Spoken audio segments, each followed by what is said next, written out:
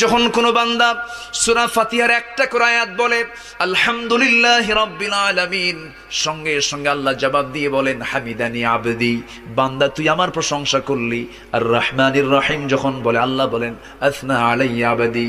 মালিক ইয়াউমিদ্দিন যখন বলে আল্লাহ বলেন মাজ্জাদানি আবদি।